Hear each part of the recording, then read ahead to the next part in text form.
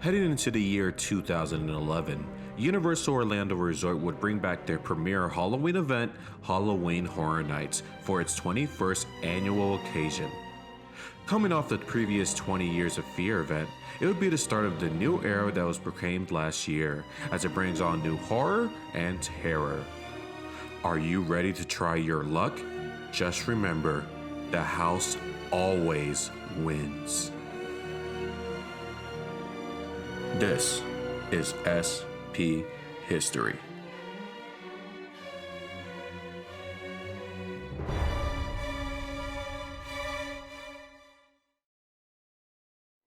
In the making of the 21st Halloween Horror Nights event, the creative would seek to make the event better than ever by creating all new haunted houses, scare zones, and entertainment, but also incorporate new unique ideas and themes throughout the many aspects.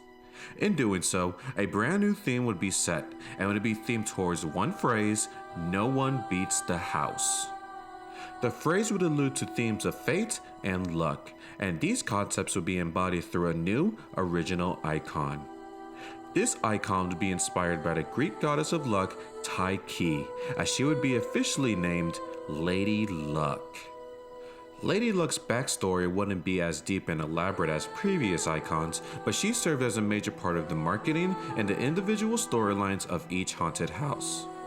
In her backstory, she has existed ever since mankind began taking chances, and she would feed off people's luck. Whenever someone wagered with Lady Luck, she would present herself as beautiful and friendly, hoping to seduce her victim in wagering against her, and if won, they would be granted wishes beyond imagination. But however, if someone loses to her, she would reveal her true form, as she would shapeshift into a twisted monster who would feed off the unlucky. Like mentioned, Lady Luck's major role as the icon would be that she played a factor into each of the house's storylines, as she influences each main characters into making life-altering choices, and which would create the terrifying settings of each individual house. So with Lady Luck as the icon, Universal Studios Florida would become her playground, as she unleashes different monsters upon guests and see how far people will go in testing their own luck. So with that said, Halloween Horror Nights 21 would run for 23 nights between September to October, one night less than previous, as it would hold 8 haunted houses, 6 scare zones, and 2 shows, as guests would gamble with Lady Luck and leave fate in her hands. In starting to discuss the houses at Halloween Horror Nights 21, the 8 created would be mainly original concepts, as they were unique and different from each other, but would all connect to the main icon, Lady Luck. The first house of the event would be placed within Soundstage 22 and take place within a demented graveyard, as it would be officially called Winter's Night: The Haunting of Hawthorne Cemetery. Within it, guests enter Hawthorne Cemetery, where many vengeful ghosts and undead have risen, as they look to make guests an eternal resident to their cold domain. Lady Luck's connection to the storyline of the house was that she went in disguise as an old spinster and convinced Jonathan and Elizabeth Hawthorne to buy the plot of land that would eventually become their ghoulish graveyard, as the two would die shortly after their purchase. The next house would be located inside Soundstage 23 and be set within World War I, as it was titled Nightingale's Blood Prey. The house would take guests into the trenches of the First World War, as it is infested with shape-shifting creatures called nightingales, who are in disguise as medical nurses, as they feast on the weak and wounded soldiers and look to make guests their next hunt. This would not be the last time we see the nightingales, as it would be seen again in future events. This house's connection to Lady Luck would be in the form of a man named Edmund Clark, who had joined the war after seeing a propaganda poster with Lady Luck on it, convincing him to be a soldier. But in doing so, he would bear witness to the Nightingale's wrath and die to battle wounds. The third house would also be held inside Soundstage 23 and be based off the 2011 prequel film The Thing, as it shared the same title. Being the second iteration based off this horror IP, guests entered the film's setting, as the horrifying mysterious creature wreaks havoc upon an Antarctic outpost. This house would differ from 2007's The Thing: A Simulation, as not only was it based off the new film and not the 1982 version, it would highlight more of the film's horrifying scenes rather than having an original storyline. Lady Luck's connection here would be to a character from the film named Juliet, who had been given a choice by Lady Luck, who was posed as an air traffic control worker, to either go to the base or turn back. Juliet would choose to go to the base, where in the film she would get assimilated by the Thing. Alongside Nightingale's Blood Prey, this house would be one of the last to ever be placed within Soundstage 23. The following house will be placed within the disaster queue and be themed towards horrific versions of famous holidays, as it would be called HR Bloody Guts Presents Holidays of Horror. Within the storyline of the house, guests enter the studio of WKNB Channel 21, based in infamous location Cary, Ohio, where D-list creature feature host HR Blood and Guts presents a horror film marathon show. Well, with the station canceling the show due to poor ratings and its disturbing content, he books one grand finale as he brings demented versions of famous holidays to life to torture guests. Different holidays to be featured within were Easter, Independence Day, and Christmas. Strangely enough, Halloween was now one of the holidays to be featured inside. The connection to Lady Luck here would be HR Bloody Guts himself, as his real name is Larry Kurtzberg, and he was convinced by the icon, posed as his agent, to become the Disturbed TV host, instigating the events to occur inside the house. The fifth house of the event would be held within the Jaws queue and be the first Scare Zone turned house, as it would be titled Saws and Steam Into the Machine. Expanding upon the storyline of last year's Scare Zone, guests entered the Horizon, a facility placed within this dystopian steampunk waterless world where evil servants will look to process guests' blood into their finest resource. This house would be the last to ever be placed within the Jaws queue. Saws and Steam Into the Machine's Lady Luck connection would be the Horizon itself, as it would convince people to come there, as it was said to be a utopia, and as they applied to go, they would have to take a test, administered by Lady Luck herself.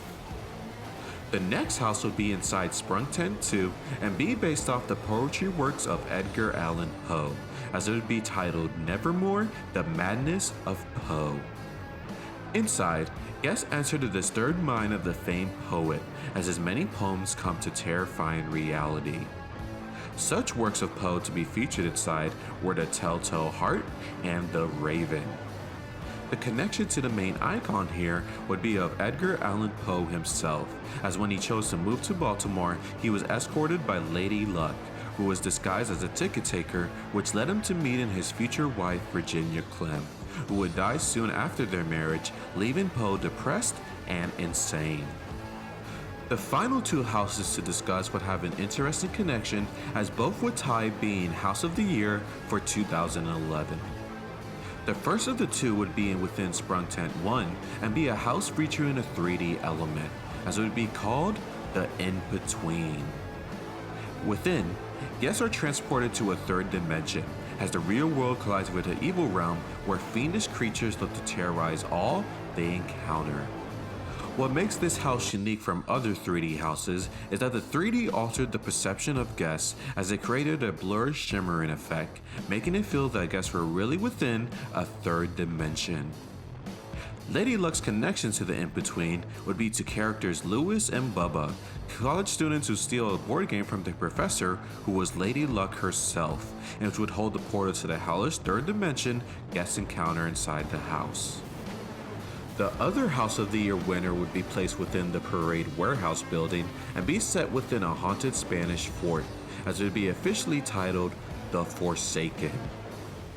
In the storyline of the house, guests are transported to the year 1592, where 100 years earlier, the crew of the exploration ship Felipe Muñoz were attacked by forces led by famous explorer Christopher Columbus and sunk into the bottom of the ocean forever. But now, a hurricane ravages a Spanish fort on the coast of Spain and throws the Felipe Muñoz into it, resurrecting the crew to extract their revenge. The final connection to Lady Luck would be of Antonio Cobalt, the captain of the Felipe Muñoz. The boat was the runner-up to Christopher Columbus, as he had lost a coin toss to be the leader of the voyage, which was conducted by Queen Isabella, who was actually Lady Luck.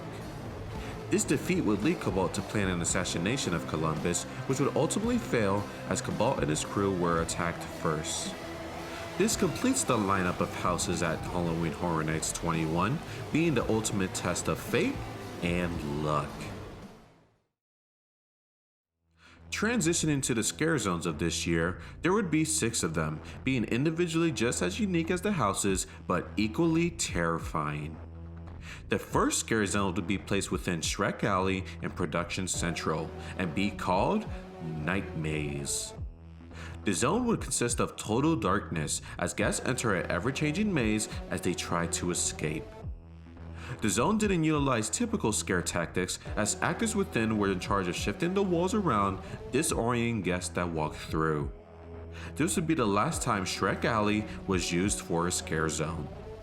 The second zone would be placed within the New York area of the park and be at Acid Rotten City, as it would be officially called Acid Assault. The zone had guests entering a ransacked city where acid rain has destroyed all structures and life around, and guests must make their way through in one piece.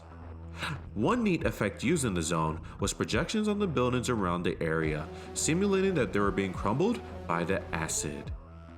The next zone would also be within the New York area, but now within Sting Alley, and be dedicated to the main icon, Lady Luck, as it would be called Your Luck Has Run Out. Within here, guests enter the lair of Lady Luck herself, as she seduces them with her beautiful form, only to reveal her true self, as the terrifying creature looks to feast on the unfortunate.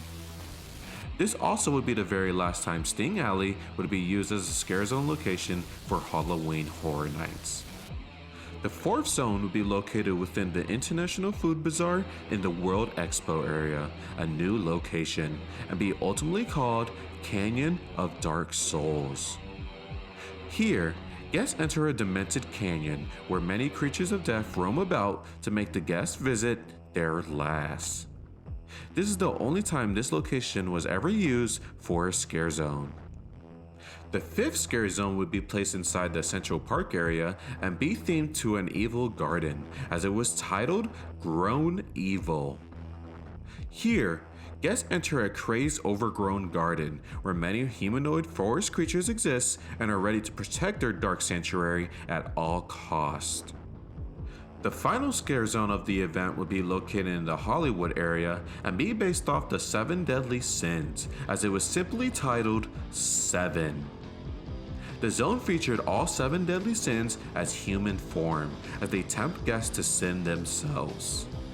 A unique feature of the zone was that it evolved from start and end of each night, as at first, the main 7 sins are seen as beautiful and tempting, but towards the end, they reveal their true selves, being grotesque, disturbed creatures. Aside the scare zones, there were 2 shows that provided extra entertainment to the overall event. The first show would be held around Mel's Drive-In and be an all-new offering, as it would be called Death Drums. The show would be an exhilarating music experience where expert drummers perform on 2 multi-story floats as they drum to hit songs from different genres. There were 3 different versions of the show that would be performed on each night, consisting of different themes of music. One would be based towards pop music, another with rock, and one last one featuring a unique zombie-themed set. The other show would be located within the Fear Factor live stage and be the returning hit show Bill and Ted's Excellent Halloween Adventure.